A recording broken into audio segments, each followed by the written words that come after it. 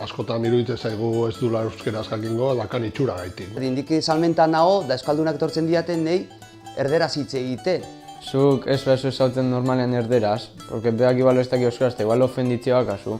Hola nola ikasiko dugu euskeraz. Azken finean, ez dezu behar. Ni Geizeni naiz, brasilekoa naiz. Erderaz bakarrik ez du balio.